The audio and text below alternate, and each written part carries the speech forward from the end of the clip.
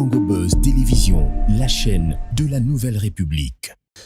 Mesdames et messieurs, bienvenue à ce acte 17 d'entretien pour cette année 2026. Merci de nous rejoindre pour ce plateau spécial. Vous allez le constater, je ne suis pas seul, entouré de Hervé Thomas à ma gauche et Stéphane Oualukonka à ma droite. L'invité, c'est Maître Christian Bossembe. Juriste, certes, mais je crois que beaucoup de gens connaissent, c'est le président du Conseil supérieur de l'audiovisuel. Aujourd'hui, on parle d'abord d'une question d'actualité. Pas forcément, on va pas explorer son côté juriste parce qu'en tant que régulateur, le souci aujourd'hui, c'est de voir quelle est la nature de ces débats au sein de l'opinion publique, mais également on va parler des réformes car la nature de ces débats révèle également un mal un peu plus profond. Comment faire pour pouvoir assainir le débat public congolais, qui est un indicateur essentiel dans les questions de gouvernance. Pour en parler, c'est comme je vous ai dit, on a fait venir le premier des régulateurs. Je veux me répéter, Maître Christian Bossembe. Il aime beaucoup son poste, sinon on ne va pas le dire aujourd'hui. Bienvenue et merci de nous faire cet honneur. C'est un grand plaisir. Merci beaucoup à vous, Gardi. Merci également à Raphaël. Merci à Hervé. C'est un honneur d'être devant vous. C'est vrai que vous allez le constater que je ne suis pas très émission, comme on dit. Je suis plus accro à des émissions parce que c'est un exercice extrêmement difficile et que je ne parle que lorsqu'il c'est important. Et comme c'est le moment, je me suis dit que c'était très important pour moi de donner la part du régulateur. Parce que souvent, on a tendance à oublier quand les choses vont très mal, on oublie les responsabilités. Et il était, c'est le moment de rétablir, ne serait-ce que de l'ordre, sinon rappeler aux gens chacun sa responsabilité. Donc, je suis très honoré et merci beaucoup. Tout le plaisir est pour nous. Merci également à Raphaël et à Hervé. Alors, d'entrée de jeu, on va commencer. On est une société aujourd'hui qui est très orientée vers les questions politiques. C'est devenu une question qui occupe presque l'ensemble du débat public. Mais aujourd'hui, il y a la question du changement de la Constitution, qui nous amène parfois dans les extrêmes. Certains se montrent très radicaux, les autres sont vraiment qu'il y a un débat responsable et un débat de fond. Mais vous, en tant que régulateur, aujourd'hui, comment percevez-vous plutôt la nature de ces débats au sein de l'opinion, pas forcément par les politiques, mais également dans l'ensemble de la vie publique congolaise? Il faut le dire que c'est très important pour une nation de débattre. Et chaque nation a le devoir de se réévaluer, de se re-questionner si possible, et de voir dans quelle direction elle va. Il faut le dire déjà que dans une république, le peuple, c'est les dieux. Et Dieu n'a pas tort. Dieu n'a pas besoin d'opportunité. C'est Dieu. Et le peuple, c'est lui le Dieu. Et donc, on ne tombe pas dans l'introuvable peuple, mais on est dans un peuple bloc. Ce n'est pas un peuple disparate, mais plutôt un peuple bloc. Et le peuple est les détenteurs réels du pouvoir. C'est lui, comme on dit, les détenteurs initiaux. Le pouvoir originel. Oui.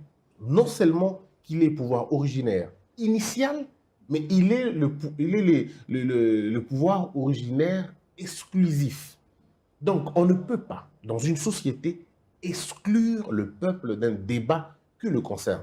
Parce que la Constitution ne concerne pas forcément le politicien. La Constitution concerne premièrement le peuple. Souvenez-vous de la Constitution de 58. Avant la Constitution de 58 en France, il y a eu une Constitution qui n'a pas longtemps duré. Pourquoi? Tout simplement parce que les énoncés n'étaient pas connus du peuple et je me rappelle encore de cette phrase que l'on disait: cette Constitution vous appartient, vous forgerons, vous paysans, vous boulangers. Voyez-vous, ce sont eux le véritable architecte invisible de l'architecture d'un État, ça veut dire de la Constitution. Donc, on ne peut pas exclure au peuple, on ne peut pas exclure le peuple de ces discussions-là. Maintenant, ma position en tant que régulateur, je ne regarde pas le fond de la question.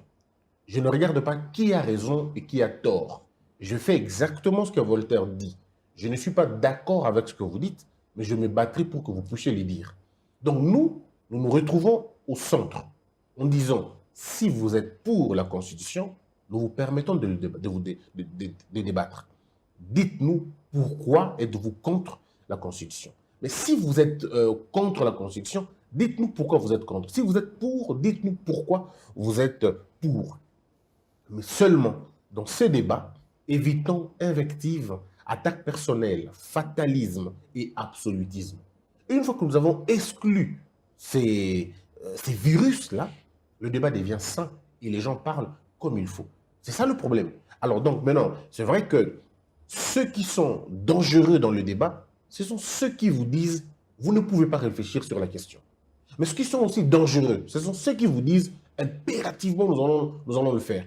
Le problème, c'est que vous puissiez le faire ou pas, débattons. Parce qu'à la fin de compte, le peuple dira son dernier mot. Et le peuple lui-même le comprendra. Le peuple le dira.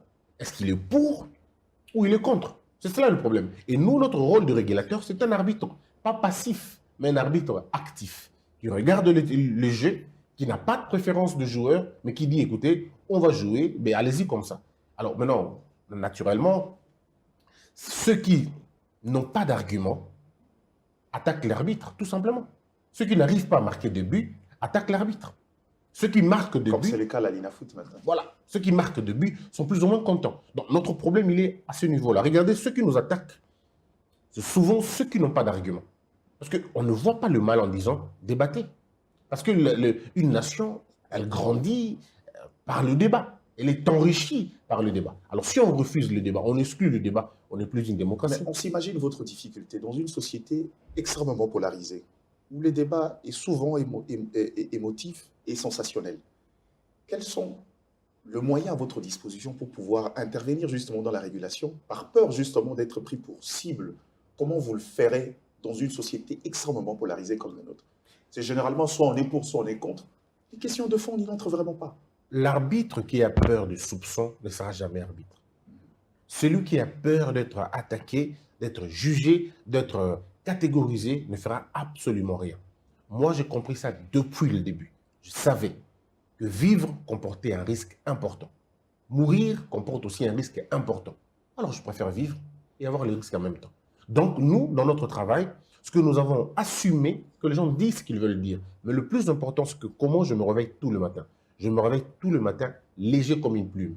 Je dors toutes les nuits, si vous voulez, avec beaucoup de questionnements de ce que je n'ai pas pu faire la journée. Le reste, ça m'importe peu. Mais maintenant, le problème, c'est que dans une société comme la nôtre, où 90% des médias appartiennent aux politiciens, c'est difficile de réguler. La frontière est fine entre museler et réguler. Et dans un contexte où l'éducation a été détruite pendant au moins 30 ans, parce qu'il faut rappeler aux Congolais que nous avons 60 ans de conflits juridico-administratifs. On a 60 ans de retard culturel, presque pas d'identité. L'éducation va s'effondrer à partir de 1975. D'autres disent, on sent les conséquences à partir de 1980. Mais les preuves sont devenues palpables vers les années 95, 96, 97. Et la génération la plus difficile, elle est celle de 2000. Donc vous comprenez déjà dans ces conditions-là, l'analyse est partie, la recherche intellectuelle, elle a disparu, la critique, elle est obsolète au point que nous n'avons plus de sens critique de la chose. Les gens se suffisent à des mentalités prêtes à porter, ça veut dire une conception, quelqu'un a dit, et voilà, ça va comme ça, comme Umberto le disait. Ceux qui autrefois se cachaient dans des bars et dans des bistrots, ils ne faisaient du mal à personne. Aujourd'hui, ils ont les téléphones, ils peuvent parler, ils ont le même point de vue et même le même temps de parole qu'un prix Nobel. C'est ça notre grande difficulté. Donc l'éducation est véritablement un problème dans ce pays parce qu'on a confondu la démocratie au laisser-aller, à la délinquance de parole, ainsi de suite, au point que aujourd'hui, quand on parle de liberté d'expression, les gens entendent liberté d'insulte. On insulte, on attaque les gens. Nous sommes le seul pays où on peut contester la paternité d'un président à la télévision. Nous sommes un pays où un maçon peut venir débattre sur des questions de médecine, même sur des questions des vaccins. Nous avons un pays, je veux vous faire rire, nous avons, dans mon tableau quand je le vois, on a à peu près, dans l'ensemble, à peu près 1000 médias. Et quand on a 1000 médias, c'est chaque télévision qui a au moins 4 émissions politiques. En réalité, c'est la même chose. Ça veut dire que vous avez à peu près 4000 émissions politiques. Et animées par qui? Pas par des professeurs, pas par des spécialistes, mais par un courant qu'on a créé des analystes politiques. Des gens qui n'ont même pas de diplôme d'État. Des gens qui n'ont fait preuve de rien à part insulter, à s'attaquer aux gens. Et ce sont eux, aujourd'hui érigés en leaders d'opinion, érigés même parfois en leaders politiques. Ce qui est très grave. Vous comprenez? Et certaines ambassades, je ne les plains pas, les ouvrent les portes. De gens qui, dans une société normale, ne prendraient même pas la parole, ne serait-ce que pour lire un seul verset. Mais ce sont eux qui tiennent des débats publics aujourd'hui. Et en même temps, il faut dire aussi, c'est un problème de niveau de certains journalistes. Je les plains. Certains journalistes, n'ayant pas le niveau, n'ayant pas la jugeote, invitent de haut-parleurs, des insulteurs professionnels. Ce sont eux qui viennent faire des débats à la télévision, et 1 heure du temps, 2 heures du temps, que ça, rien de plus. Souvenez-vous, nous, quand on était jeunes, avec vous d'ailleurs, quand on regardait la télé, c'était pour s'instruire. On suivait des grands débats. Je me rappelle encore, je ne citerai pas les noms pour ne pas faire les jaloux. On suivait des émissions. Même quand il y avait des débats, vous sentez que vous en sortez un peu enrichi. Mais aujourd'hui, Vous en sortez moins bête qu'hier. aujourd'hui, qu'est-ce qui se passe? On vous enrichit par des slogans inutiles, par des insultes, par de l'invective. Et comment voulez-vous qu'on avance dans ces conditions-là? Donc, le tableau, il est peint comme ça pour vous montrer la difficulté que nous avons aujourd'hui. Je suis à la télévision un jour, je suis la télé, on me fait un rapport, et je vois un journaliste qui dit, par exemple, en Lingala, Mwasi a ton rambokate. Président de la République, il ne fallait pas appeler ça Mwasi, Premier ministre. Les possibilités, notre pays est dans notre temps. Est-ce que vous comprenez ce que c'est? Ça veut dire qu'on a à peu près 10 millions de jeunes filles qui vont à l'école, dont les parents pensent que leurs enfants deviendront des femmes des valeurs, des femmes, voilà, qui elles vont être peut-être propulsées dans d'autres sphères. Mais vous avez un leader d'opinion suivi par plusieurs personnes qui dit que le Congo n'est pas prêt à avoir une femme à la tête du pays. Pourtant, la meilleure économie de l'Europe a été récemment dirigée par une femme, Angela Merkel. Mais cette dame, elle est une dame de fer, pas qu'elle, comme de Condoleezza Rice. Vous avez Hillary Clinton. Les exemples On nous donnera même chez nous au pays où vous avez des femmes qui ont fait des choses extraordinaires. Donc, le journaliste ne sait pas que ce propos-là, ce sont des propos dangereux qui détruisent, même si vous voulez, le vivre ensemble. Et qu'est-ce que vous voulez qu'on dise? C'est du terrorisme psychologique. Mais alors, vous voyez, donc on est dans ces conditions-là. J'ai vu un journaliste, je ne sais pas si on va l'appeler journaliste, mais c'est un caricaturiste, Martin Bakolé, qui gagne contre, comment il s'appelle, Tony Yoka. Et le peintre, qu'est-ce qu'il fait? Il habille Tony Yoka en femme. Est-ce que vous voyez l'image qu'on renvoie? Ça veut dire, à une femme, on peut la taper, ce n'est pas un problème. Je suis vu dans les émissions des journalistes qui disent mais qu'est-ce que c'est grave à la télé? Donc, vous voyez qu'on est allé trop bas au point que, mais ça c'est la faute du journaliste. Le journaliste n'est pas que distributeur de questions. C'est lui qui conduit les débats. Mais on vous dira, Monsieur le Président, est-ce que le journaliste n'est pas aussi, à un moment, aliéné par les réalités culturelles, par exemple les adages que vous évoquez là? Ce sont des réalités, d'une manière ou d'une autre, on les a tous entendus. Voilà, parfois même dit aussi. Parce qu'on n'a pas compris. Ce sont des propos, le terme m'a échappé, mais c'est des propos ailleurs qu'on qualifie de propos sexistes, ou même parfois des propos tout simplement abominables. On ne peut pas le dire.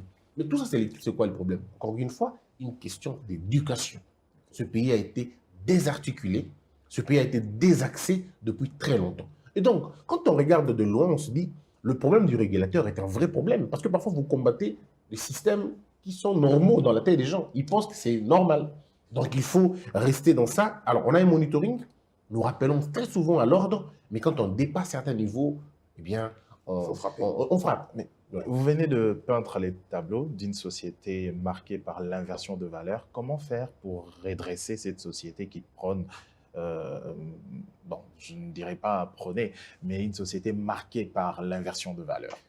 Alors, cher Raphaël, vous savez, les grandes nations ne se mesurent pas en termes de richesse de leur sous-sol, mais par la qualité des cerveaux transformés. Parce que, regardez, la Turquie, avant 1990, c'était un grand pays en termes de superficie. Mais ce n'était pas une puissance mondiale. Mais c'est lors d'un débat au niveau de leur Assemblée nationale, de leur Parlement, ils se dit que dans les 10 prochaines années, nous devons figurer sur la liste de tous les grands pays. Aujourd'hui, la Turquie est une référence. Je vous parlerai de la Corée, la même chose. Vous vous rappelez, un premier ministre congolais avait été humilié là-bas. Parce qu'il a dit, écoutez, nous au Congo, on a les Zeng, on leur a dit, on leur a dit, mais ça c'est passé. Le pays, en fait, ça ne se construit plus comme ça. C'est plutôt dans la tête. Combien de cerveaux avez-vous transformé dans votre pays? Donc l'intelligence, ce n'est pas le fait d'avoir tout le matériel, mais c'est de transformer vos matières premières. Et c'est notre problème, celui-là. Mais non, ça, ce n'est pas au régulateur de régler le problème d'éducation. Le régulateur vient en support. Ce que nous faisons, ce que nous mettons en place. Je parle de votre secteur, bien Oui. sûr. Nous mettons L'inversion de valeur Oui. dans le média. Alors, Regardez regardez. par certains acteurs. Oui, majeurs. il faut finalement une fusion. Le problème, c'est celui-là. Il faut la fusion, il faut l'ensemble d'éléments pour que l'on arrive à avoir un corps qui parle, un corps qui comprend. Il faut commencer par créer la pensée congolaise qu'on n'a pas déjà. Il faut la créer. Il faut commencer à créer le mythe congolais. Nous n'avons pas de mythe. Nous sommes un État qui n'a pas une mythologie. Nous avons une histoire, mais une histoire muette. Il n'y a pas de mythe. L'Amérique aujourd'hui, qui ne sait pas que l'Amérique a perdu plusieurs guerres? Mais chaque fois que l'Amérique perdait des guerres, l'Amérique faisait des films pour corriger le récit national. La Chine a fait la même chose, indépendante en 1949, mais regardez ce qu'elle a produit en termes de résultats. Et regardez les autres qui sont en train d'aller maintenant. Regardez la Malaisie, regardez Thaïlande. Et vous avez des pays comme ça qui se réveillent, mais en construisant un mythe, en construisant une mythologie. Nous ne l'avons pas encore. Donc, nous, c'est ça qu'on devrait en principe aider le pays à faire passer le mythe comme il faut, en prenant les chaînes de télévision. Mais si cette même institution est abandonnée, si cette institution est délaissée, si cette institution n'a pas de moyens conséquents, on ne pourra rien faire. Donc ce problème-là, on va vivre ça. Regardez, je vous donne un cas précis. Regardez en Chine, par exemple. Aujourd'hui, est-ce que je ne sais pas si c'est le moment de le dire, aujourd'hui, la Chine a pris une décision. Tout celui qui parle santé, sécurité, doit prouver son expertise. Et l'État doit lui accorder la licence d'en parler. C'est dans tous les secteurs d'ailleurs. Dans tous les secteurs. La Vous devez Côte avoir la d'Ivoire, compétence. nous avons proposé, c'est une anecdote, nous sommes en Côte d'Ivoire dans un cadre de régulateur et tout, et moi je pose mon problème. 6 mois après, la Côte d'Ivoire récupère le dossier et on fait un vrai problème, une vraie situation politique. Qu'en est-il? En Côte d'Ivoire, si vous avez, je peux me tromper du nombre, mais si vous avez un compte qui dépasse 20 000 abonnés, vous n'êtes plus dans le domaine privé. Vous devenez dans le domaine public. Et ce que vous faites, ce n'est plus à vous, c'est maintenant l'État. Et donc, vous devez signer une charte, vous devez signer un code de bonne conduite et vous devez remplir les conditions. Chez nous, nous avons des Congolais qui ont 2 millions d'abonnés. Il y en a même qui ont 7 millions. Mais ils proposent quoi comme contenu? Le problème, c'est que, d'abord, est-ce qu'ils sont suivis par l'État? Est-ce que l'État les considère? L'État ne le considère pas. L'État a une très mauvaise perception sur les réseaux sociaux. Pourtant, la véritable bataille, la véritable guerre, elle se passe sur les réseaux sociaux. Il y a une mutation. Tous les grands miroir de tous les États aujourd'hui. Tous les grands médias du monde utilisent les réseaux sociaux. L'homme le plus puissant de la planète, Donald Trump, communique moins sur la télévision que sur les réseaux sociaux. Il fait ça. Donc, on ne peut pas laisser cette affaire aller comme ça. Il faut recadrer cette histoire-là. C'est pourquoi nous avons proposé ici, nous avons dit, à partir de 50 000 abonnés, et c'est à défaut, on aurait dû faire à 20 000, mais on dit à 50 000 Dans le parce contexte que... congolais, je vous proposais de faire à 5 000. Oui. Non, parce que si on fait 5 000, on sera débordé. Le Congo n'aura pas le moyen de donner à l'institution pour qu'elle travaille, pour établir tout ça. C'est pourquoi nous allons sur les 50 000, pas parce qu'on estime que les 50 000, c'est beaucoup, donc ils rentrent dans le domaine public, mais quand vous êtes à 5 000, à 6 000, vous n'échappez pas non plus au contrôle. C'est-à-dire on a un œil sur vous, mais ceux qui ont 50 000 abonnés, on fait un focus. Comme ça, les lives seront contrôlés, les vidéos seront contrôlées. Donc, il y a un travail à faire. Mais maintenant, si vous ne le regroupez pas, cher Raphaël, comment vous le faites? Donc, la question d'éducation pour répondre à la question, c'est une question transversale.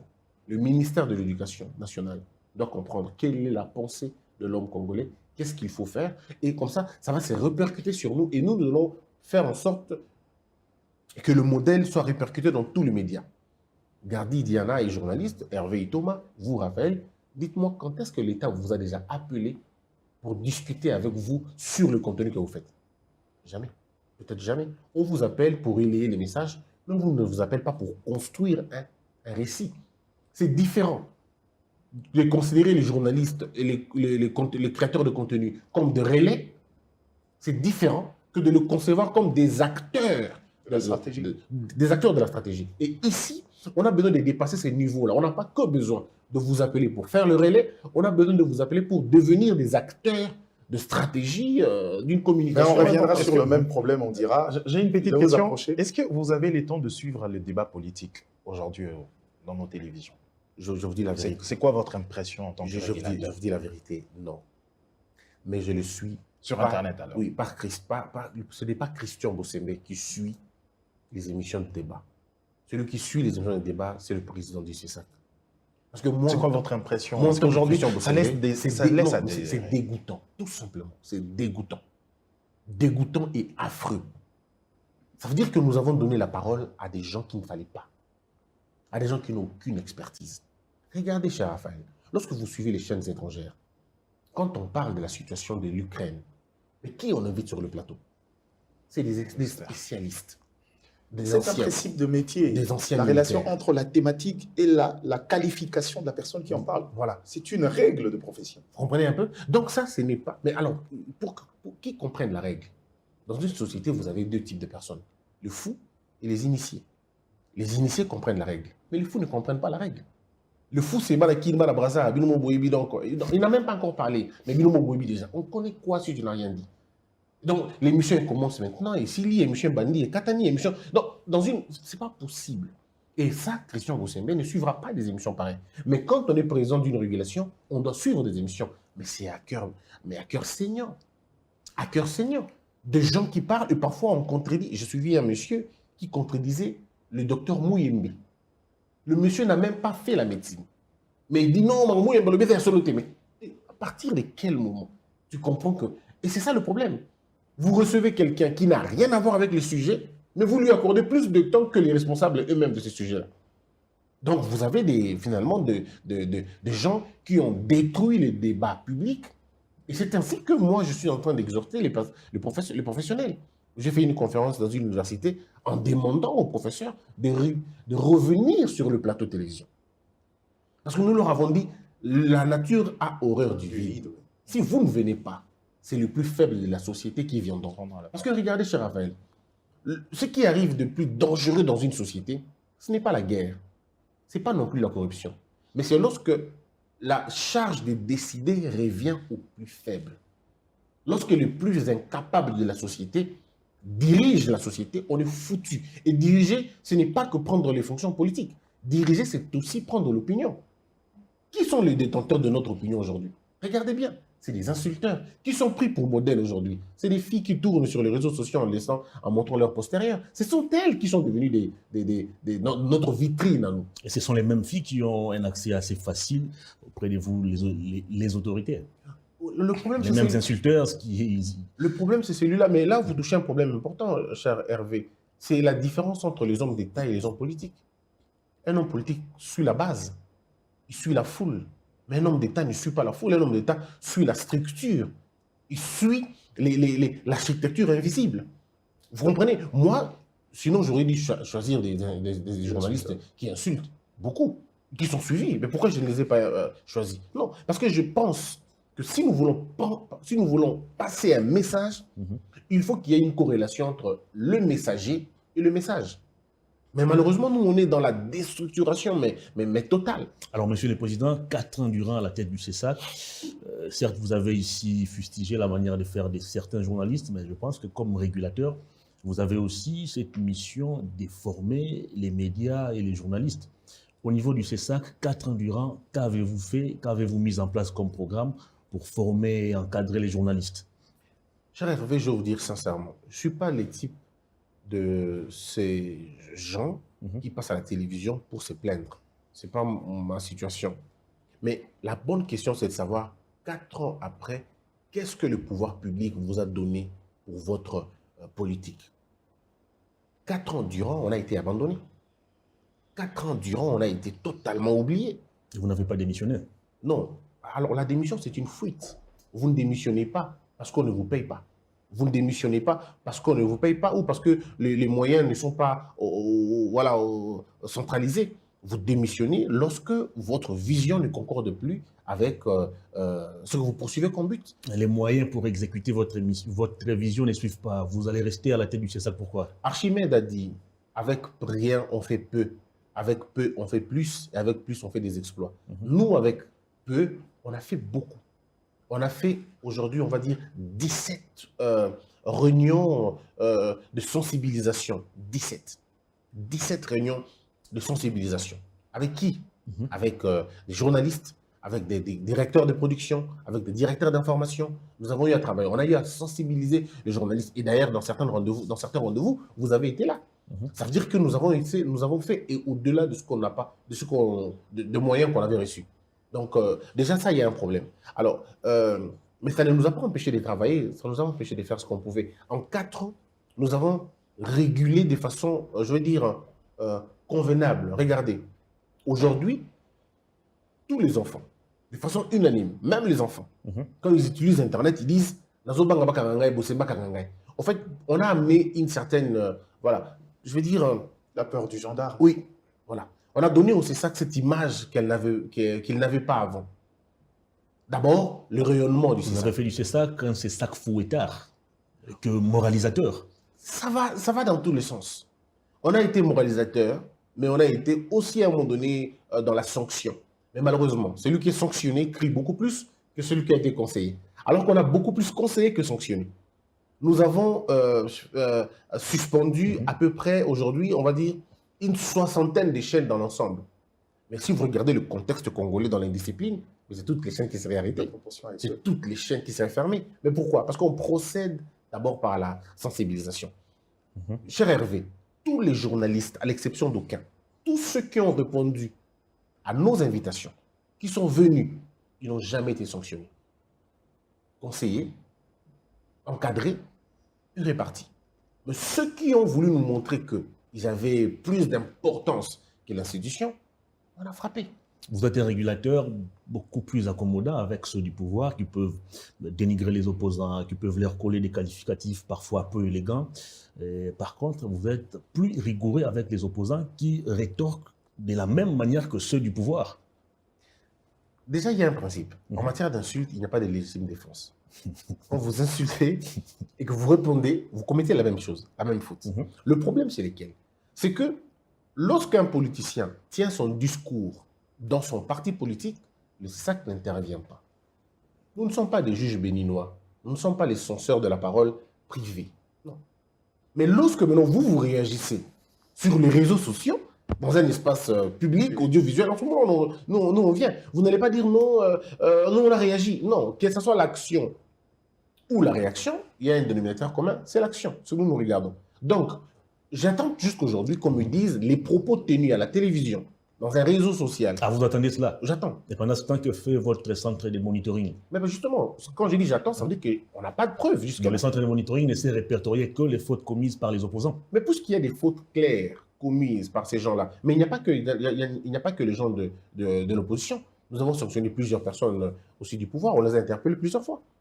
Beaucoup de fois, dans beaucoup de cas d'ailleurs. Il y a des journalistes que vous considérez pro-pouvoir qui ont écopé de 2 mois, 1 mois. Il y a des journalistes, entre guillemets, pro-opposition qui ont écopé parfois de 2 jours ou 3 jours. Il y en a d'autres aussi qui ont eu simplement des avertissements, des blâmes, et puis après, voilà. Donc, en fait, le problème, moi, je comprends. Je comprends le souci des gens. Ils auraient voulu qu'on sanctionne, ils auraient voulu que le CESAC fasse au-delà de ses missions traditionnelles. Nous, quand vous faites votre affaire en privé, on n'intervient pas. Est-ce que ce n'est pas le CESAC qui s'est montré plus clément vis-à-vis de certains et beaucoup plus fouettard à l'endroit des autres? Non, non, pas du tout. Parce que regardez, vous allez me dire, quel est le politicien qui a été sanctionné par le CESAC?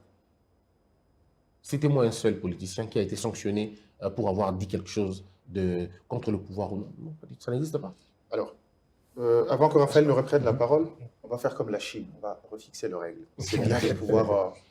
on est revenu sur le rôle du régulateur, mais je crois que la question cruciale de ce débat, c'est de revenir sur le rôle qui vous incombe, vous, dans la gestion de la question cruciale qui peut embraser la République, cette question du changement de la Constitution.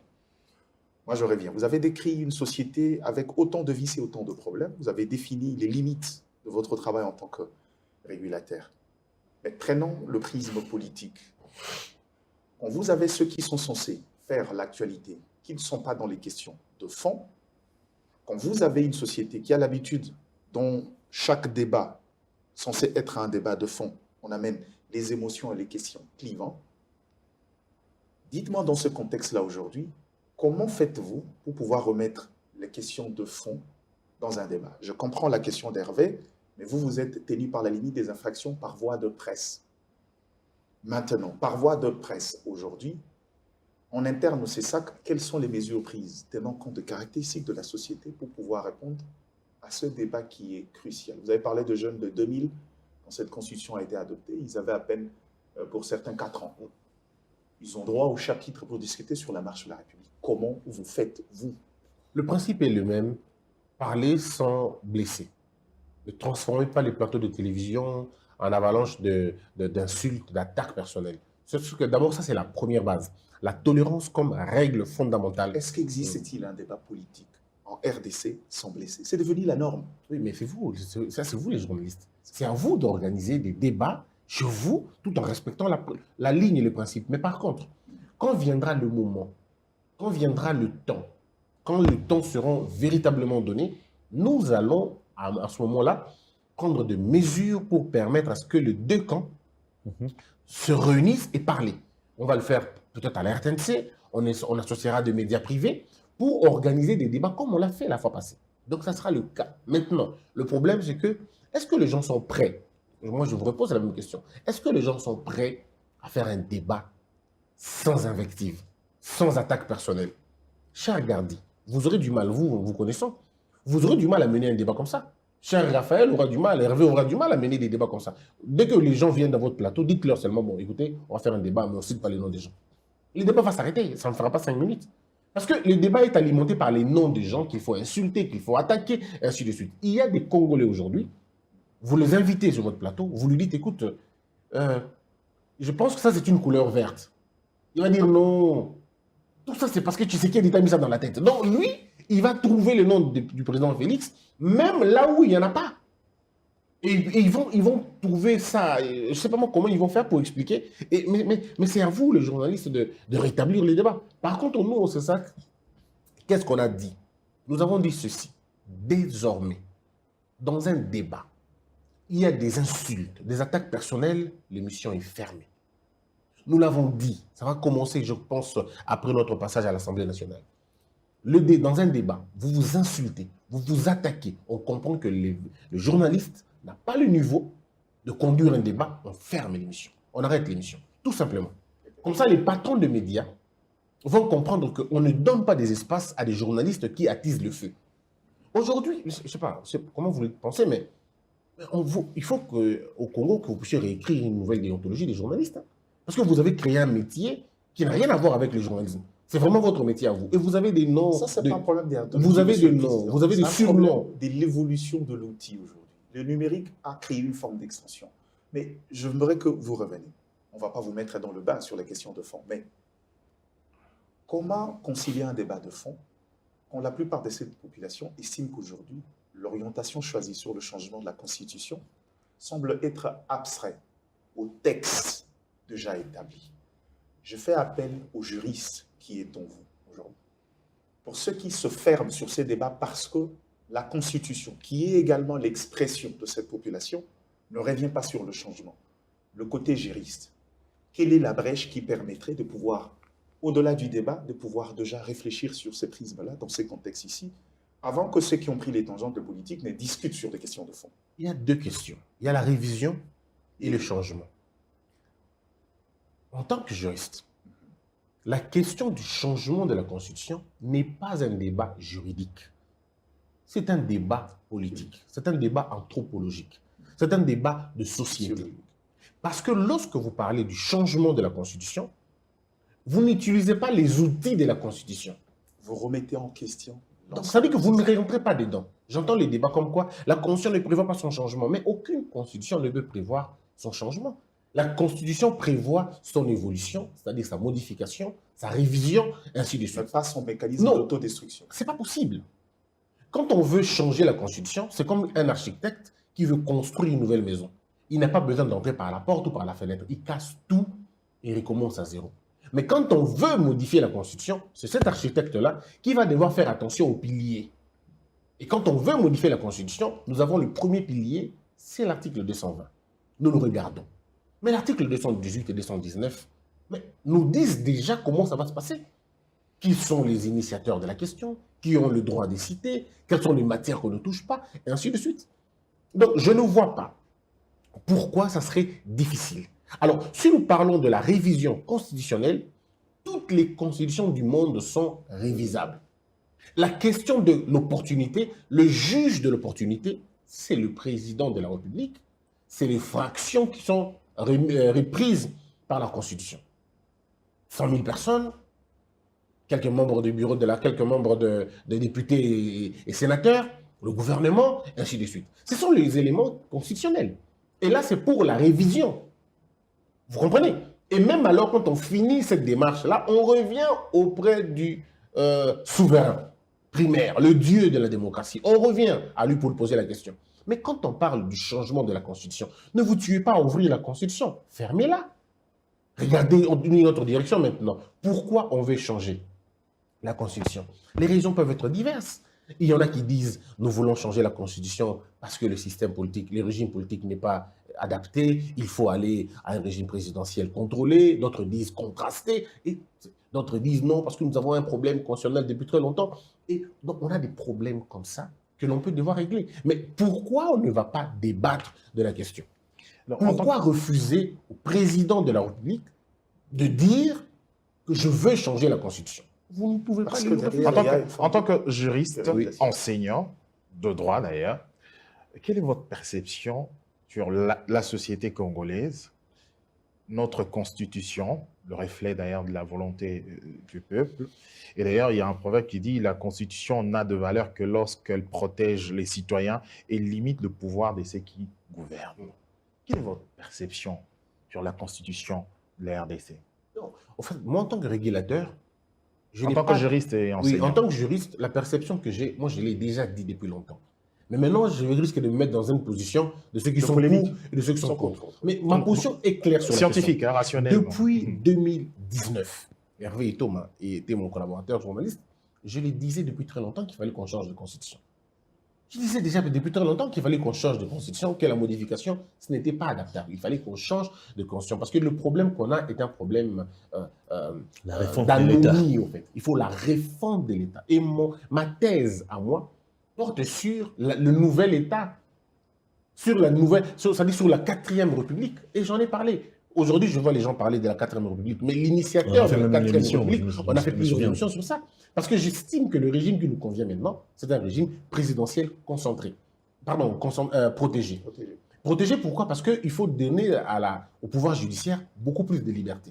Et que les juges constitutionnels, disons les juges du pouvoir judiciaire, doivent prêter un serment qu'on appelle un serment d'ingratitude. C'est un mécanisme de protection pour qu'on ne dise pas on va tomber dans la dictature. On ne peut pas tomber dans la dictature lorsque vous avez une machine judiciaire puissante et indépendante. Mais on peut tomber dans une république des juges. Oui, C'est une forme de alors dictature. maintenant, le problème, c'est justement ça, la séparation du pouvoir. Cher Gardi, nous avons la Constitution, pour qu'on parle du constitutionnalisme comme il faut, il y a trois fondamentaux. Les 3 piliers sur lesquels se fonde une Constitution sont, premièrement, la limitation du pouvoir des gouvernants. Il faut que ça soit clair. 2, la séparation nette de pouvoir. Et 3, la protection et la promotion de droits fondamentaux. Et aujourd'hui, d'ailleurs, on parle de la substantialité, on peut même aller plus loin pour dire les constitutions aujourd'hui tournent autour des libertés fondamentales, c'est-à-dire les droits fondamentaux. Alors, maintenant, chez nous, vous n'avez qu'à vous interroger pour voir. Et est-ce que moi, je fais un procès contre la Constitution actuelle? Non. Ce que moi, je pense, parce que vous me posez la question, en tant que juriste, je pense qu'il faut changer des constitutions. Je l'ai dit, je le dis et je l'aurais dit encore. Je ne me suis pas débuté parce que je le disais depuis longtemps. Depuis 2019, j'en parlais. Il fallait qu'on change de constitution pour qu'on passe à une nouvelle république et qu'on ait un régime présidentiel qu'on pourra protéger, qu'on pourra encadrer. Et les intellectuels sont là uniquement pour ça. Monsieur, Et maintenant, la révision constitutionnelle, ceux qui veulent la révision constitutionnelle donneront leur point de vue. Qu'est-ce que vous voulez qu'on change, ainsi de suite. Mais en disant ça, je ne dis pas que c'est à cause de la Constitution que nous n'avons pas de route, qu'on n'arrive pas à évoluer. C'est pas pour ça que je dis ça. Le changement, pour moi, il est Ça, c'est le structurel. raccourci trouvé par ceux qui sont contre. Oui, parce que généralement, pour eux, ils pensent que quand on parle de la Constitution, c'est une excuse à la mauvaise gouvernance. Non. Nous, au Congo, on a un problème. Et des textes et des hommes. Montesquieu dit, lorsque je vais dans un pays, je ne me pose pas de questions s'il y a de bonnes ou de mauvaises lois. Je regarde si ces lois sont appliquées. Parce que ceux qui ne respectent pas les lois, les petites, elles ne respecteront pas les grandes lois. Le problème, c'est une question d'éducation, de culture politique et de civilisation constitutionnelle. Tant qu'on n'a pas réuni ces éléments-là, même si Jésus-Christ lui-même nous donnait une loi, on va la violer. Hervé me pose la question, mais de manière directe. Est-ce qu'aujourd'hui, l'absence ou encore la virulence qu'il y a dans ces débats n'est pas l'absence du fond dans l'engagement du débat proposé par le pouvoir en place? Et est-ce qu'aujourd'hui, le CESAC peut exiger de politique de rentrer dans les questions de fond pour taire un peu cette forme de virulence et de violence qui est autour de ces débats-là? C'est pourquoi je vous ai dit que nous allons travailler avec la RTNC et les médias pour parler de cela. Parce qu'en réalité, tant que ceux qui ne veulent pas parler de la Constitution, ils vous font peur. J'ai entendu des gens dire, non, on veut changer la Constitution parce que quelqu'un veut s'éterniser. Non. La question du troisième mandat, ce n'est pas lié au changement de la Constitution. Et d'ailleurs, ni à la révision. Quand on parle du changement de la Constitution, il n'y a plus de troisième mandat. On parle du nouveau mandat. Donc, on ne peut pas parler d'un troisième mandat. Alors, ceux qui vous maintiennent dans le débat de troisième mandat, parce qu'ils veulent orienter l'opinion. Mais il ne s'agit pas d'un troisième mandat, il s'agit d'un nouveau mandat. Et quand on parle de la révision constitutionnelle, on ne parle pas de la révision constitutionnelle pour un troisième mandat. Non. Dans cette constitution, il est impossible de prolonger un mandat, même si on la révise, parce que la question du mandat... D'où la nécessité de changer pour prolonger un mandat. Oui, est liée à l'article 220. Et là, j'épouse littéralement la thèse du professeur Kalouba, qui est derrière mon maître, qui pense que cet article n'est pas totalement verrouillé. Elle verrouille les matières, mais elle ne se verrouille pas lui-même. Donc, vous voyez, on entre dans un débat épistémologique. Et ce débat-là, il est hors de portée de ceux qui n'ont pas fait le droit, ceux qui n'ont pas fait la science de droit. Ils vont aller dans autre chose. Mais la grande question maintenant, c'est qu'effectivement, c'est à nous, le CESAC, à nous, au pouvoir public, de mettre en place un cadre pour faire parler les spécialistes de la question. Et les spécialistes de la question sur la révision constitutionnelle, c'est les juristes, exclusivement, de politologues, de politistes, ils peuvent en parler. Mais quand on parle du changement de la Constitution, ce débat-là n'est pas un débat exclusif aux juristes. C'est les anthropologues qui en parlent aussi. Ce sont les sociologues, c'est les journalistes, c'est les économistes. Oui, les économistes, c'est la société entière qui en parle. J'ai aimé lorsque les économistes parlent de la Constitution, de cette Constitution, ils ne se retrouvent pas. Vous avez suivi le professeur Godempoy, qui, en tant qu'économiste avéré, ne se retrouve pas dans le carcan de la Constitution. Souffre d'un problème de crédibilité de par sa proximité avec le pouvoir. Mais quelle opinion? C'est là où la nature... Mais la question, c'est de savoir aujourd'hui... Quelle opinion, cher Gardi? Quelle est cette opinion? Une opinion qui a été manipulée, tout simplement. Une opinion qui n'a pas fait des recherches elle-même. Une opinion qui a écouté ceux qui ne veulent pas du débat parler. Ça, ce n'est pas une opinion.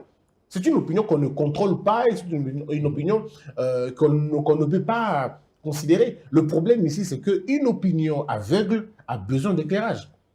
Et c'est à nous de dire aux gens, écoutez les penseurs. Le problème, c'est que quand on dit on veut laisser le débat ouvert, les gens pensent que non, vous soutenez le changement de la Constitution. Non, laissez les débats ouverts. Parce que même si vous avez des idées contre la Constitution, exprimez-vous.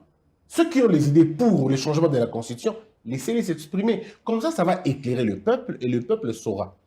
Le peuple va dire, ah ok, donc, si on veut changer, on aura ça. Et si on garde, on aura ça. Comme ça, ça permet au peuple d'être équilibré, d'être outillé. Donc, je crois que c'est... Alors, ici, Président, s'il vous plaît. Excusez une question. Comment Nakolinga, Congolais de partout, va comprendre teneur, il y a démarche naïo, na makambo koloba. en 2 minutes. Donc, on résumé moi moké na lingala makambo au lobby. Montesquieu a lobby sur la séparation en pouvoir. Celui totali architecture, la constitution na biso na ba beaucoup likondi en boka na biso na ba loi nyonso en boka na biso. On a comme l'impression la séparation du pouvoir existe. Alors, cependant, tout le monde y a des problèmes parfois il y a ba topé. Beti moko ya ba politicien à lobaki. Et là, on est rassurer ba Congolais au bakota la biso de partout que lobby so qui te teli susu beaucoup likondi ya mboka ya sika, on aura des hommes qui vont respecter cette constitution. Lobby mosusu ta ko ya pe po ya politique mais il peut fois changer les constitutions. De partout alors ba maman wa kolanda ko limbola mo moké pe et sika mosusu en tant que régulateur ya moké koloba. Comment qu'on séparer moi moké to ko mema ligne de démarcation entre rationalité, il y a makambo to koloba, émotion, il y a bateau au bazaï ba partisan, na komema bateau au baza manipulé pour na komema lisusu parce que question en constitution, ils ont question ko ki ko panzamboka, ko ki créer pe tension na ba zone nyonso genre. Et sengeli na biso to yeba boy. Eloko nyonso ezalaka na bateau yo batangela yango pe bateau bayebi yango. Po bateau belé babanga mbula na mopepe. Mais ceux qui bayebi bango tina nini ezali bakobanga lisute. Po bateau belé bakosi bateau moi mingi. Balobi na bateau boy. Constitution, ceux qui ba changer yango mboke kufi. Lokuta.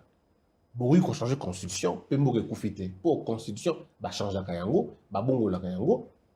Et puis ba bongisa ka yango. Ba adapter ka pe yango. Alors, tout le bâté que constitution et kobota batu ya sikate. Et kobota batu ya sikate. Et ça ka biso bato tozali awa, nde to kozana constitution oyo to kosala ya sika, to pe auto regarder siko. Mais problème ezaka moko. Est-ce que biso moko tozana nous bien biso moko? Le premier wana, to na problème ya bato, c'est vrai, mais to appelle un problème ya mibeko. Problème ya ba loi oyo ezo concorder te na biso. Malheureusement, la position de la président c'est ça. Moi, on appelle ça bino argument on appelle ça bino par rapport à on a ça déjà. Oui, est-ce qu'on y a même toujours mon juriste mais peuple on a mon juriste peuple on a mon habitation mon aux alliés motangi ici. Oui. Na makambo ya droit ici le cadre il faut to ma population na cadre ya réflexion moto la moto a panza ali kiape. Ya ngoto ko tuna motuna wana. Simplement. Oui, il y a un appel à répondre. Dans les auditoire, on appelle ça répondre complètement sur la science et ben on comprend. Mais le coup là, tout ça na TV. Et tout comme il y a un modèle, il y a des réseaux sociaux. Au bas, quand on va partir à moquer, les temps qu'on loue qu'à partir musu sangisaka et chez des pays et comme musu. Alors pour éviter bilo kwana to lobi na bato boye. Ce qui lingi ba changer constitution te, yara gulubango. Loba yango sans ko finga bato. O pas lingi ba changer constitution à l'obapé mais à finga bato te. Mais à un moment donné ton comme à niveau oyo, donc pekisa même ko buka lokuta. Parce que Koko c'est la makambote. Oso babongisi constitution, mboke yokufa te. Ko le peut-être que ceux qui tobongisi constitution, mboke ko bonga mbala moko te. La constitution ne construit pas des maisons, ne construit pas des routes. Non, la constitution pose des bases. Et ça le quoi Bible. Dans le ko ibate. Et si ce n'est pas parce que Boïmi Mingine te le bateau, non, tu diminues quand même principe. Non, nous, dans la constitution, on énonce les principes. Et c'est aux citoyens de faire en sorte de le principe. Et la Constitution américaine n'a pas été respectée le premier jour. Elle a été respectée plus tard après. Parce que ce sont des règles de conduite. Oh, il faut bien le mais notre plus grand problème est ça. Bate bateau me côté, batangisi bateau loate, bayibisi bateau pe projet à malonga mingite. Alors les gens sont dans tout. Bateau pe c'est pourquoi nous avons dit que désormais, on va être très regardant à l'endroit bateau, voilà. Donc, pas qu'il y a un raccourci, ou il y a un raccourci dangereux. Donc, on a expliqué, bien au troisième mandat, un débat à la Constitution. Et c'est le commentaire. Ce n'est pas la même chose. Donc, mais les gens, on parle pourquoi? Parce qu'ils veulent, à un moment donné, faire peur aux gens. Hervé? Deux questions, je pense que oui, moi, minute, la régie pour je vais enchaîner mes deux questions. La première, Monsieur le Président. Le débat autour du changement de la Constitution a suscité une intolérance incroyable. à travers les images sur la toile, l'on a vu des gens se faire tabasser parce qu'ils étaient pro ou contre le changement de la Constitution. Vous avez évoqué ici la RTNC, au moment opportun, vous allez voir avec cette chaîne nationale pour organiser le débat, mais est-ce que vous avez les assurances que les opposants qui ont souvent un aperçu hostile à la RTNC accepteront de venir débattre au sein de la télévision nationale? Et Mais pourquoi seulement la RTNC dans un écosystème qui a d'autres médias aussi capables de faire ça? C'est la télévision privilégiée, on va dire. Et une deuxième question. Monsieur le Président, 4 ans durant à la tête du CESAC, je vais dire bien avant votre nomination, Christian Bossembe a fait rêver la jeunesse.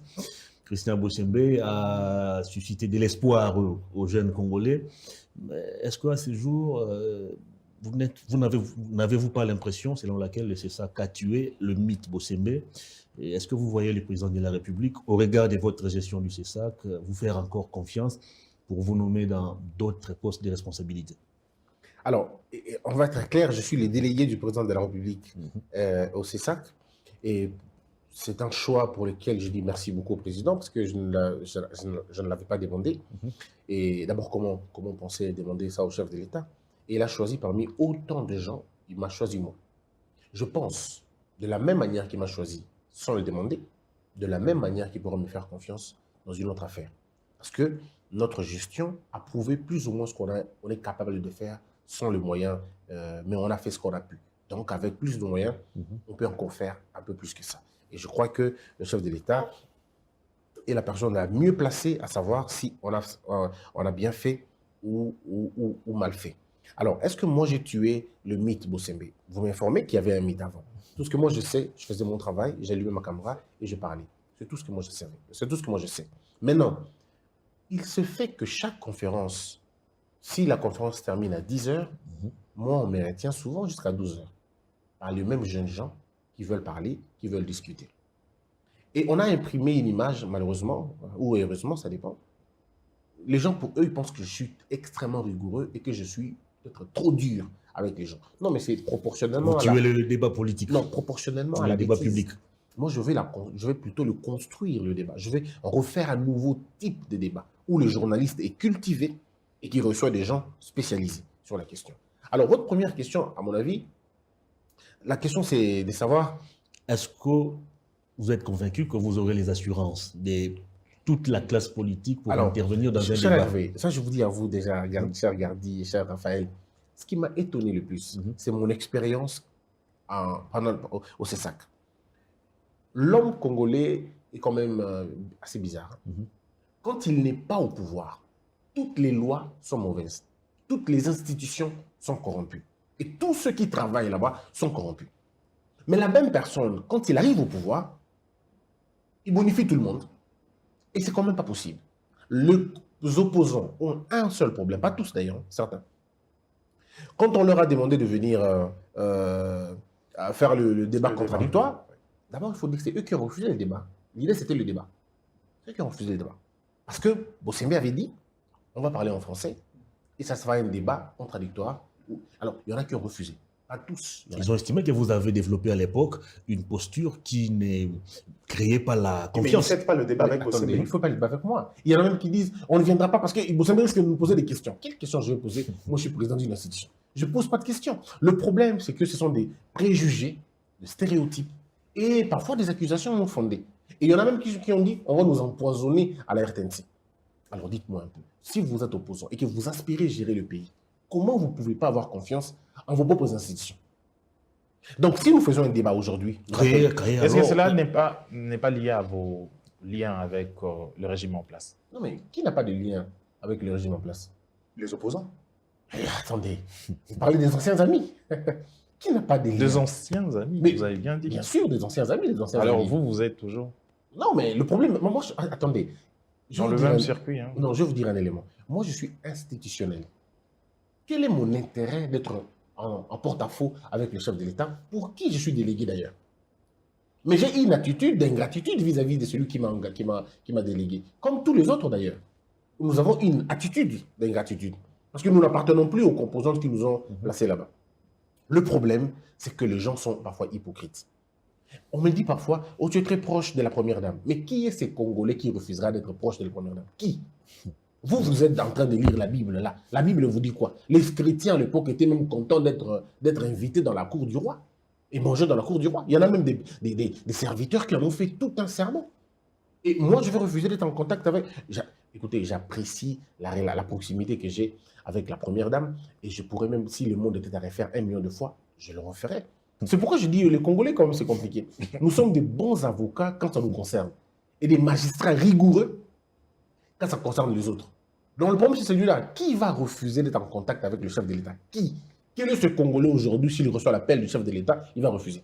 En gros, comment comptez-vous organiser le débat autour du changement de la Constitution, à votre niveau? C'est les 2 points. Parce que notre approche est holistique. Les médias privés, les médias publics, nous le mettons ensemble. Nous faisons par exemple 50 médias, 60 médias exclusivement. Comme ça, les opposants, les hommes du pouvoir vont devoir choisir les plateaux qui les intéressent. Au moins, on est dans ce carcan-là, on est dans cette fourchette-là des 60 émissions. Mais le revers de la question, nous risquons d'aller. Je ne dis pas que ça va être ça. Il faut que je prenne ma plénière aussi, que la plénière m'aide. Nous allons aller au point d'interdire ces débats à certains médias. Parce que nous estimons qu'il faut filtrer la question. Et que cette question ne devrait être discutée que par ceux qui connaissent la question. Les politiciens, disons les politologues, les politistes, et tout le reste d'ailleurs, hein, pour en parler. Parce qu'il faut interdire les interventions par le média. Il faut juste exiger de la hauteur aux médias. Oui, et ça c'est extrêmement un point important que nous allons faire. Nous allons demander aux médias d'exiger le débat. Et un autre élément, parce que là, vous me rappelez ça, cher Gardi, nous sommes en train de penser, faire un tour de tous les partis politiques et demander au CG de tous les partis politiques de fournir aux médias la liste ou les listes des personnes attitrées de parler de leur parti. Parce que c'est devenu une histoire, on ne comprend plus rien. Quelqu'un se réveille, il parle au nom de l'UDPS. Lorsque vous appelez le CG Kabouya, le général, il dit, il n'est pas au courant de ce monsieur, il ne le connaît même pas. Quelqu'un parle au nom de l'ICD, vous appelez quelques contacts que vous connaissez là-bas, ils disent non, il n'a pas parlé en notre nom, on ne le connaît pas. Donc pour éviter tout ça, les partis vont devoir donner aux chaînes, si vous voulez, des listes de gens. Comme ça, quand quelqu'un vient, il dit je vais parler au nom de l'ICD, il montre sa carte de parti et une accréditation, sinon une lettre d'envoi. On va dire non, mais c'est lutter contre c'est une atteinte à la démocratie. Non, pas du tout, c'est le même, ça c'est de l'ordre. C'est de l'ordre. Parce que même vous, cher Hervé, si vous entendez quelqu'un parler en votre nom, ça va vous embêter. Il faudrait que vous puissiez, il faudrait qu'il soit porteur d'une procuration. Et c'est ce que nous allons faire. C'est pourquoi je dis que 2026 va être une année quand même difficile pour nous au niveau de la régulation. On va encore nous traiter de beaucoup de choses, mais après, ça sera pour une bonne cause. Et pour terminer, la situation du personnel administratif du CESAC, plus de 3 ans d'arriérés de salaire. Ils ont écrit jusqu'à se fatiguer. Qu'est-ce qui se passe finalement? Nous venons d'avoir une promesse de la Première ministre qui a promis de régler ça en juillet. On attend. Après avoir vécu tout ce qu'on a vécu, il vaut mieux attendre avant des jubilés. Donc on attend parce que les régulateurs, vous savez, la régulation, c'est un secteur stratégique et même sécuritaire. Parce qu'aujourd'hui, les débats, la guerre n'est pas que au front. La guerre, c'est aussi le front médiatique. C'est aussi sur les réseaux sociaux. Voilà pourquoi moi je plaide à la réconsidération des journalistes, à la réconsidération des créateurs de contenu. On doit vous appeler, vous mobiliser afin de parler le même langage. Parce que si nous voulons tuer les mythes rwandais, il faut trouver un mythe à créer. Parce qu'il n'y a qu'un mythe qui chasse un autre. Vous ne pouvez pas chasser un mythe en cassant un autre, ce n'est pas possible. Parce que vous allez dire, j'entends, hein, on dit, oh non, le Rwanda, c'est bien de dire ça, mais qu'est-ce que nous proposons? Quel est le mythe que nous proposons, nous aussi? Et le mythe n'est pas porté, malheureusement, par le pouvoir public. Le mythe est porté par les médias. Le mythe est porté par les créateurs de contenu. Le mythe est porté par eux. Parce qu'aujourd'hui, si je dis... Porté par eux, mais impulsé. Oui, il faut toujours impulser. C'est pourquoi je dis qu'il faut toujours des subsides, il faut toujours de l'aide directe, ce qui est dans nos attributions. Il faut le faire. Cher Gardi, vous ne pouvez pas, je ne peux pas, moi, au niveau du CESAC, vous demander de recevoir le professeur Kalouba, le professeur Mbata, Njoli, pendant une semaine, ça va vous fatiguer. Je dois, en principe, essayer de vous subventionner, essayer de vous aider au moins. Même si on ne vous donne pas de l'argent, mais qu'on vous facilite les sorties, qu'on vous facilite la capacité de prendre, comment on appelle ça, le renforcement des capacités. Figurez-vous qu'il y a eu une réunion des créateurs de contenu, je ne sais pas moi, c'était à Kampala ou au Kenya, je peux me tromper, hein, c'était un pays anglophone, mais il n'y a pas eu de Congolais. Parce que jusque-là, nous n'avons même pas encore créé une entité des créateurs de contenu de façon officielle. On n'en a pas. Il faut d'abord commencer par créer une structure comme ça, impulser la structure, accompagner la structure. Comme ça, on va essayer d'aller plus loin que ça. À un certain moment, vous avez promis des sanctions aux créateurs de contenu sur Internet, mais jusqu'aujourd'hui, apparemment, ça... Ils sont sanctionnés tous les jours. Hein. Il n'y a pas une catégorie qui est sanctionnée comme les créateurs de contenu. Ça continue, des insultes de gens qui font n'importe quoi sur Internet. C'est pourquoi il y a la prison. On est en dépassement de 5 C'est pourquoi il y a la prison. Les gens font toujours le mal, mais la prison est toujours là. Alors, Hervé est revenu sur la question de la chute. Oui. On ne va pas revenir dessus, mais en termes de conclusion, j'aimerais que vous fassiez cet exercice de manière directe pour que les gens ne confondent pas votre message et les messages des partis politiques. Aujourd'hui, sur le débat du changement de la Constitution, en quelques lignes, qu'est-ce que le Congolais doit attendre du régulateur que vous êtes? Et ils doivent déjà comprendre la nature des mesures que vous allez prendre demain. Pas dans l'esprit de brimer, mais de pouvoir encadrer les débats. Qu'est-ce que vous comptez faire? De l'autre côté, aujourd'hui, il y a cette légitimité du CESAC. Jusqu'à aujourd'hui, qu'est-ce qui a été fait dans le sens d'améliorer ces débats publics, qui est un combat qu'on partage depuis 2 années? Alors, la première question, cher Gardi, je vais dire que vous avez tout dit déjà. Le problème, c'est que l'idée, ce n'est pas de réprimer. L'idée, c'est d'organiser. L'idée, ce n'est pas de censurer. L'idée, c'est d'encadrer. À quoi devront-ils s'attendre dans le jour? Tout journaliste, toute émission qui va favoriser l'insulte, l'invective autour de la question de la Constitution, son média sera cette émission sera tout simplement retirée de la grille. Ça, c'est le premier élément. Deuxième élément, nous, comme je vous ai dit, nous travaillons dans l'idée de mettre ensemble les composantes et leur offrir un espace de discussion. Nous allons donc le faire, mais il faut qu'on ait les moyens pour ça. L'opposition et la majorité doivent discuter. Les scientifiques et les autres doivent discuter. Au fond, c'est pour éclairer la population, pour que la population comprenne exactement quelle est la voie à suivre. Comme ça, le jour où vous amenez un référendum, que les gens disent on est d'accord ou on n'est pas d'accord. C'est d'abord ça. Nous avons dit, évitons le fatalisme, évitons aussi l'absolutisme. Ceux qui sont pour la Constitution ne doivent pas incriminer, insulter, attaquer, menacer ceux qui sont contre. Et ceux qui sont contre ne doivent pas faire la même chose pour ceux qui sont pour. Donc, un débat sain, républicain, sans invective, sans attaque, mais que des idées, que de projets.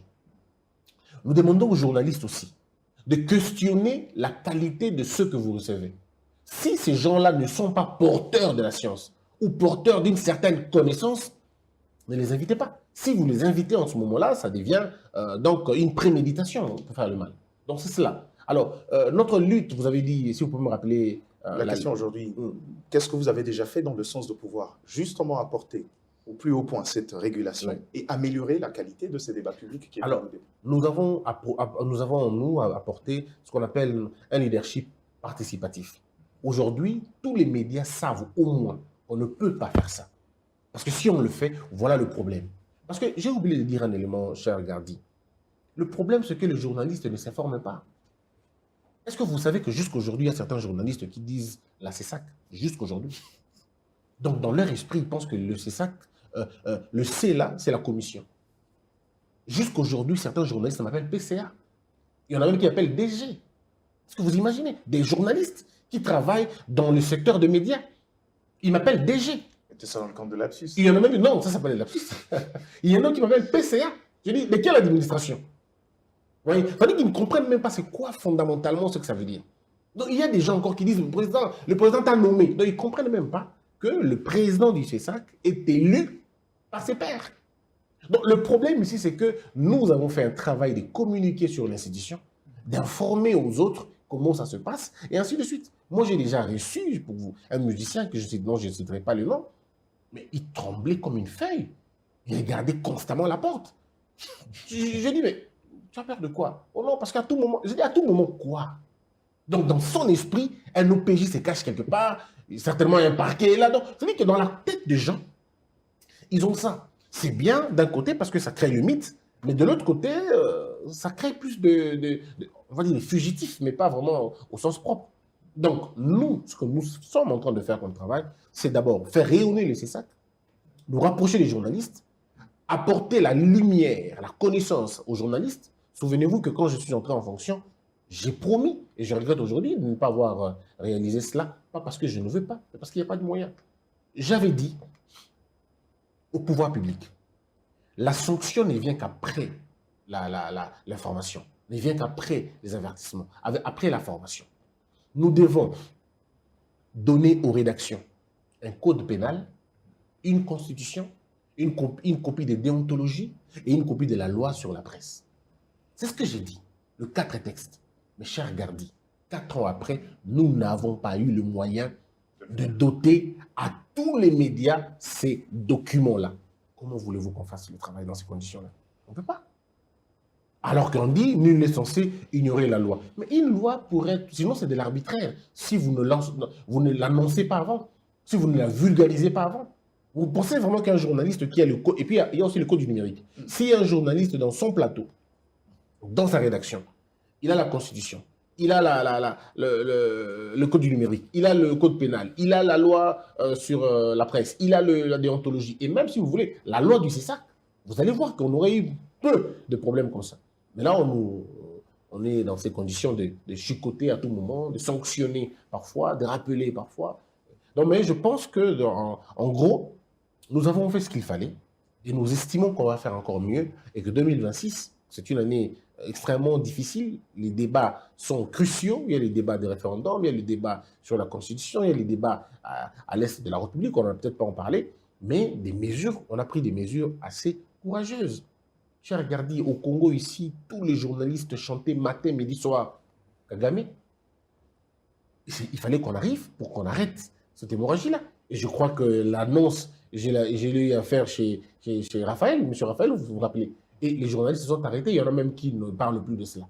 Deuxième chose, à chaque fois que j'ai rencontré les ambassadeurs, ils me parlaient de la même chose. L'armée fait des choses, l'armée fait ceci, l'armée fait cela. Et quand on pose la question, où avez-vous eu ces informations? Ils disent des chaînes rwandaises. Donc on a pris des décisions courageuses, au prix parfois de la vie. On a fermé toutes les chaînes rwandaises. Elles ne passent plus. Nous sommes ici au Congo. Un journaliste reçoit le président de la République de notre pays. Le chef de l'État se défend convenablement. Il met mal à l'aise le journaliste et la chaîne se permet de couper les parties, de saucissonner, comme on lit dans votre jargon de journaliste, la partie. J'ai pris le téléphone, j'ai appelé le directeur de cette chaîne. Je lui ai dit, si vous ne remettez pas l'intégralité de cette émission-là, je fermerai votre média. Ils ne l'ont pas fait, on a fermé les médias. On se réveille un matin, on suit sur une chaîne, encore une fois étrangère, un journaliste qui reçoit les terroristes. Il pose des questions calmement et puis ça diffuse. Je pose la question au ministre de la Communication. Il dit qu'il ne connaît pas. Ce journaliste n'a pas été accrédité. Donc, cette chaîne-là s'est organisée pour envoyer un journaliste par le Rwanda. Vous comprenez? Vous voyez le média en question. Jusqu'aujourd'hui, ce média est fermé, il ne passe plus. Cher Gardi, il faut du courage pour en arriver là. Parce que je ne peux pas ici livrer les secrets de délibération, mais devant certaines questions, il y en a qui s'abstiennent, qui ne parlent pas. Vous comprenez? Et toutes les décisions portent la signature de quelqu'un, d'un nom. Et lorsqu'on porte plainte dans les structures internationales, il n'y a qu'un nom qui est cité, c'est le mien. Vous comprenez? Donc, je pense qu'il fallait du courage pour remettre le CESAC sur cette voie-là.